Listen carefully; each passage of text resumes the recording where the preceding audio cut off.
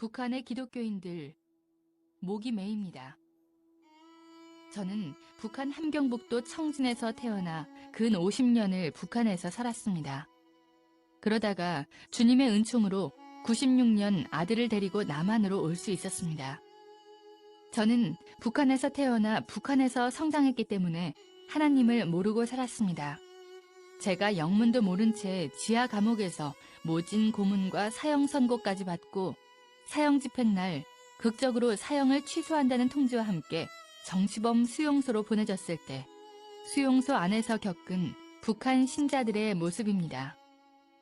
저는 김일성대학 경제학부를 졸업했기 때문에 정치범 수용소에서 죄수의 신분으로 유일하게 6천여 명이 수용된 그곳의 모든 사람들에게 일을 시킬 수 있는 생산지휘와 모든 재정 업무를 맡아서 하게 되었습니다. 그 때문에 저는 많은 사람들이 일하는 작업장들을 이곳저곳 마음대로 갈 수 있었습니다. 어느 날 저를 담당하고 있던 재정부장 교도관이 저를 불러놓고는 단단히 교육을 시켰습니다. 너는 오늘부터 매일 어떤 공장으로 나가야 하는데 그 공장에는 미친 정신병자 놈들만 모여있다. 그 미친 정신병자 놈들은 당과 수령님을 믿지 않고 하늘을 믿는 미친 자들이니 너는 정신을 바짝 차리고 그곳에 가야 된다. 그리고 그 미친 자들하고는 절대 눈길 한번 마주치지 말아라. 그렇지 않고 네가 그 자들이 믿는 하늘을 믿게 되면 네 목숨은 여기서 끝나게 될 것이다. 그런데 거기 가서 그 사람들을 보는 순간 나는 너무 놀랐습니다. 그들은 사람의 무리 같지 않았습니다. 1500도 이상 시뻘겋게 타오르는 용광로의 고열 노동 작업장이었는데 그곳에서 많은 사람들이 움직이는 걸 보았을 때 무슨 짐승의 무리 같기도 하고 외계인 같기도 하고 도무지 사람의 모습을 찾아볼래야 찾아볼 수가 없었습니다. 머리에 머리카락이 붙어있는 사람은 하나도 없었고 얼굴은 해골 같고 이빨이 하나도 없었습니다.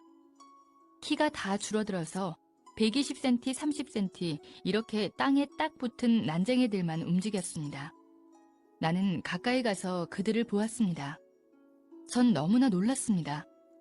잡혀올 때는 정상인들이 잡혀왔는데 거기 와서 하루 16시간, 18시간씩 먹지도 못하고 그 고열 노동 속에서 일을 하다 보니 그 사람들은 척추가 녹아내려서 뒷잔등에 혹이 되어 있었고 몸이 다 휘어져서 앞가슴하고 배가 마주 붙어 있었습니다.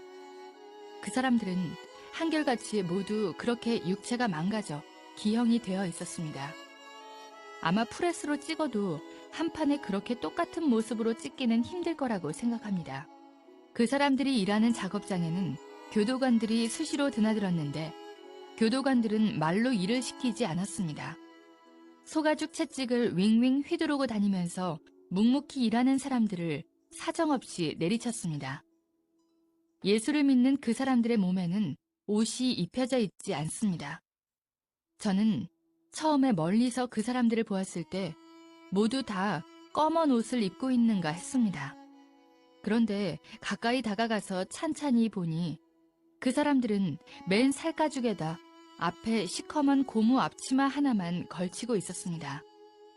용광로의 뜨거운 불꽃이 앙상하게 말라붙은 살가죽에 튀고 또 튀어 딱지가 않고 그 자리에 쇳물이 또 떨어지고 타버리고 해서 그 사람들의 피부는 한 곳도 성한 곳이 없었고 마치 짐승의 가죽과 같았습니다. 어느 날 저는 그곳에서 정말 말로 전하기 힘든 너무나 끔찍하고 참혹한 광경을 목격하게 되었습니다. 어느 날 오후 제가 공장 문을 열고 들어섰는데 공장 안이 쥐죽은 듯 고요했습니다. 작업장 한가운데 수백 명의 그 죄수 아닌 죄수를 모아놓고 담당 교도관 2명이 눈에 핏발을 세우고 미친 듯이 고함을 치며 날뛰고 있었습니다. 저는 너무나 무서워서 문 옆 한쪽에 비켜 서 있었습니다.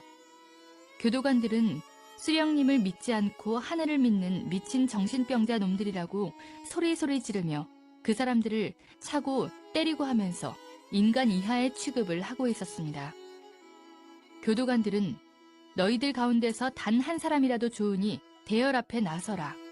하늘을 믿지 않고 수령님을 믿겠다고 하면 자유 세상으로 내보내서 잘 살 수 있게 만들어주겠다라고 하면서 그 사람들을 윽박지르며 하늘을 거부하라고 그렇게 채찍으로 때리고 발로 차고 했습니다. 그런데 너무나도 이상했습니다. 수백 명의 그 사람들은 왜 그런지 아무 대답도 없이 그렇게 매를 맞으면서도 침묵으로 맞섰습니다. 저는 너무나 무서워서 빨리 한 사람이라도 나서야 되는데 그래야 오늘 누가 맞아 죽지 않을 텐데 왜 계속 저렇게 입을 다물고 있나. 저러고 있으면 또 누구를 끌어내다가 밟아 죽일지 모르는데 빨리 한 사람이라도 나서야 되지 않겠는가. 그렇게 마음속으로 다급하게 생각하며 문 옆에 서서 무서움과 공포 속에서 떨고 있는데 예수를 믿는 그 사람들은 계속 침묵으로 대응했습니다. 그때 독이 오른 교도관이 그 사람들에게 달려가서 닥치는 대로 아무나 8명을 끌어내다가 땅바닥에 엎어놓았습니다. 그리고는 구둣발로 내리밟고 짓이겼습니다. 순식간에 피투성이가 되고 허리뼈, 팔, 다리뼈가 부러졌습니다. 그 사람들은 고통 중에서도 몸을 뒤틀면서 짓밟힐 때마다 신음소리를 냈는데 그 신음소리가 너무나도 이상하게 들렸습니다. 저는 그때 주님이 누군지 하나님이 누군지도 전혀 몰랐습니다. 뒤에 알고 보니 그 사람들이 구둣발로 짓밟혀 뼈가 부러지고 머리통이 부서져 나가면서 신음소리처럼 애타게 불렀던 것은 바로 주님의 이름이었던 것입니다. 저는 그 사람들이 당했던 고통의 1000만분의 1도 제대로 여러분에게 전해줄 수가 없습니다. 미쳐 날뛰던 교도관 2명은 수령님과 당을 믿는 우리가 사는가 아니면 하나님을 믿는 너희가 사는가 보자면서 달려가더니 용광로에 펄펄 끓는 쇳물통을 끌어왔습니다. 그리고는 그 쇳물을 피투성이가 된 그 신자들 위에 부었습니다. 그 사람들은 순식간에 살이 녹고 뼈가 타면서 숯덩이가 되어버렸습니다. 저는 난생 처음으로 내 눈앞에서 사람이 숯덩이로 변해가는 것을 보았습니다. 얼마나 그 충격이 컸던지 그곳을 어떻게 뛰어나왔는지 기억에도 없습니다. 그리고 얼마 동안 도무지 눈을 감을 수가 없었습니다.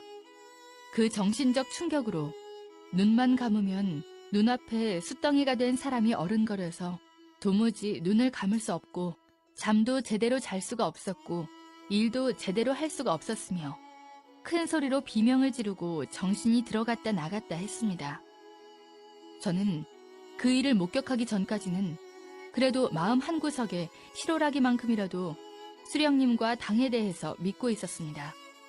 그러나 저는 그때 깨달았습니다. 무엇을 믿어야 하는가를 말입니다. 인간은 주님을 꽉 잡아야 된다는 것을 저는 그때 뼈저리게 깨달았습니다. 저는 그때부터 다시 우리 어머니가 평생을 하늘에 기도했다는 그 하늘을 찾기 시작했습니다. 저는 너무나도 간절하게 하늘을 찾았습니다. 저 사람들이 저렇게 불에 타 죽으면서까지도 저렇게 거부하지 않고 저렇게 믿는 하늘이 진짜로 그 하늘이 어디에 계시다면 나를 좀 살려달라고, 그리고 저렇게 무서운 짓을 하는 저자들에게 하늘에서 정말 벌을 내려줘야 되지 않겠느냐고 그렇게 마음속으로 부르짖으며 자나깨나 꿈속에서도 하늘을 찾고 또 찾고 기원했습니다. 그런데 진짜로 주님께서 그 간절한 저의 기도를 들어주셨습니다. 한 달이 멀다 하고 공개 처형이 있었는데 어느 날 누구를 또 공개 처형시키려는지 6,000명이나 되는 수용소 사람들을 한자리에 다 모이게 했습니다. 공개 처형 때는 언제나 하늘을 믿는 사람들을 맨 앞줄에 앉힙니다. 그런데 하늘을 믿는 자들은 살아서나 죽어서나 하늘을 보지 못하게 하라는 기밀성의 특별 지시와 규정이 있어서 하늘을 믿는 그 사람들을 앉힐 때에는 무릎 사이에 목을 끼우고 땅에 얼굴을 대고 엎드리게 했습니다. 심지어 죽어서도 하늘을 보지 못하게 해야 한다면서 죽은 시체도 목을 꺾어 거적에 말아서 어두컴컴한 산골짜기 나무 밑에 파묻게 규정이 그렇게 되어 있었습니다.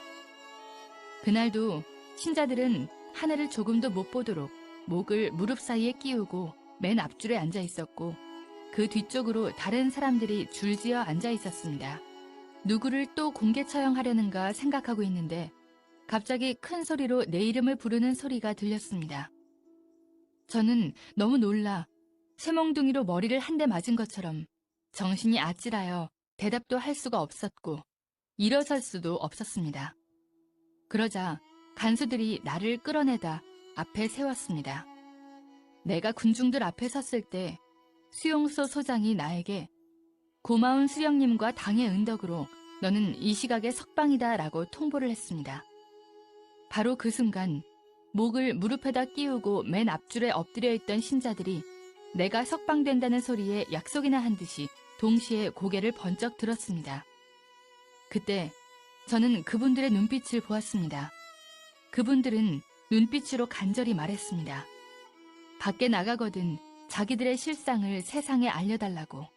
지금도 제 가슴에는 그분들의 그 간절한 눈빛이 남아 있습니다. 그리고 우리 어머니가 평생을 빌고 또 빌은 그 하늘이 한 번 들어가면 살아나올 수 없는 그 악명 높은 정치범 수용소에서 저를 살려주었다고 굳게 믿고 있습니다. 주님께서 저희 모자를 살려주셨기 때문입니다. 저는 북한의 수용소에 갇혀있는 그 신자들의 눈빛을 절대로 잊을 수가 없습니다. 저는 그분들이 이 시대의 순교자라고 봅니다. 저의 증언으로 인해 북한 신자들의 인권 문제가 150여 개 나라에 나갔고 세계가 떠들었습니다. 유럽의 지식인 100여 명이 프랑스에 모여 북한 신자들의 인권을 위한 성명을 발표하기도 했습니다. 여러분, 자유롭게 신앙생활할 수 있는 것에 감사하십시오. 그리고 북한을 위해 기도해 주십시오.